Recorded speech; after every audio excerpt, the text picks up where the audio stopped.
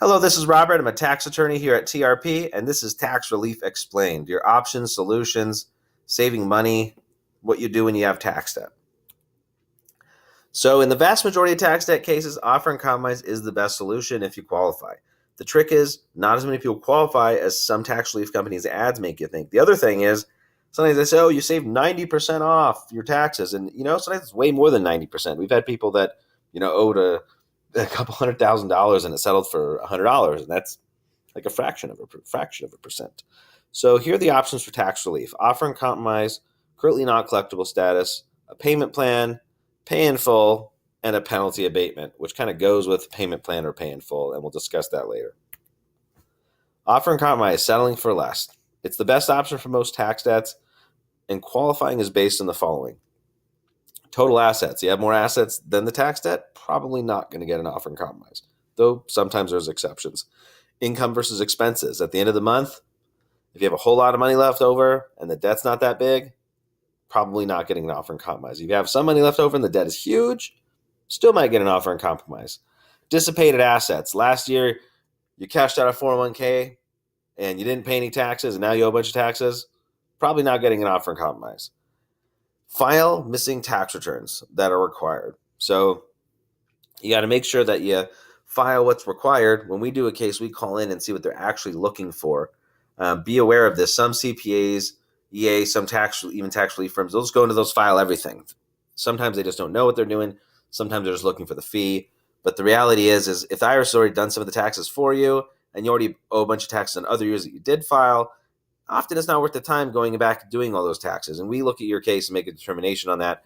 And the reason is, if you're going to settle anyway, it's based on your financials. So if you owe 150 grand or 250 grand, they might look at it a little bit harder, but as the financials pass, it's going to pass anyway. Adding that additional balance or filing a tax return to lower balance isn't always worth the time. Currently not collectible status. That's where you pay $0 a month. It's effectively a payment plan for nothing. The IRS then can ask for financial data again at a later date. If your income stays the same, currently non-collectible status is generally renewed. They're usually just looking at your tax return every year. Did it go up? Did it go down? And this is how you get it. You file missing tax returns that are required, and you submit a financial statement, a 433A if it's assigned to a revenue officer, and a 433F if it's in the collections area. Typically, each one wants those respective forms. The 433A has a little bit more data on it than the 433F and the supporting documentation, and you wait for a response. The upside is the debt might expire before you're required to make a payment.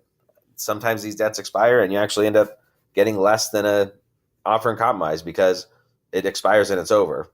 However, it usually takes longer because you're waiting for it to be done.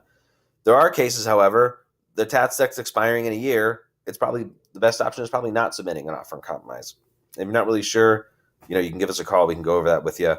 The downside is if you make more income and the debts are not expired, the IRS might be asking for a payment at a later date. So, if you got 9 years of time left till these debts expire, and then 2 years from now you start making $400,000 and you only owed 50 grand and you were non-collectible before, they're probably going to ask for a payment at that point. And they'll at least ask for some type of monthly payment.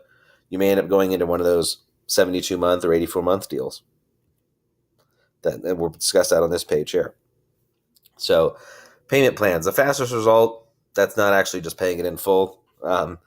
Setting up a payment plan with the IRS will release any garnishments. It does not save any money unless the penalty abatement is approved as well, which we'll cover on the next page. Actually, we'll cover that in 2 pages right after we cover paid in full.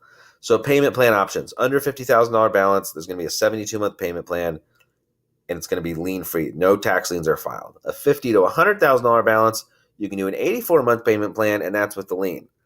And if you can't afford either of those payment plans, you're going to do a payment plan based on financial data.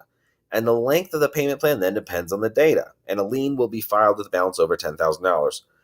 And sometimes these end up being reverse settlements. For whatever reason, your assets don't qualify and you're not quite non-collectible, and you get an $100 a month payment plan and you owe $100,000, well, you're not even really paying the interest. Most likely that, actually, if you stay in that $100 payment plan, for sure the debt's going to expire before you pay it off.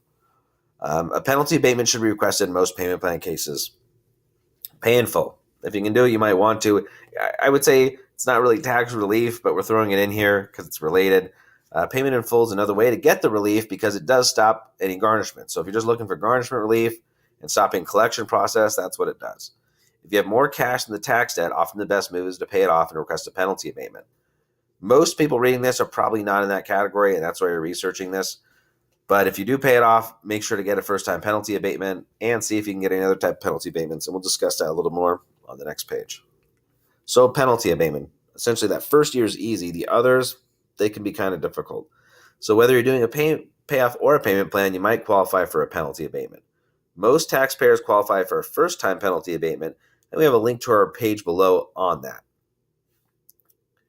Getting penalty abatements on other years requires reasonable cause. Basically, you need to have a good reason that the taxes were not paid and or filed on time. Just having the money and spending it on something else is usually not a good reason. Business just going bad is often not a good reason either. People dying, stuff like that can be a good reason. There is one easier to deal with the whole thing. You can just call us, 888-515-4TAX, 888-515-4829, or you can just go to our website, which is trp.tax. We order the information, check it all out, file what needs to be filed, and proceed on the best resolution. If we can't help you, we'll tell you. We make no false promises for settlements. We only submit settlements that can be accepted and have a good shot. If it's not a good shot, we'll let you know. If it's a 70-30 chance, we'll tell you it's a 70-30 chance. And if you're going to go it alone, do check out our free tax help guide. It's at trp.tax/tax help. Again, trp.tax/tax help. Thanks for watching, guys, and have a great week.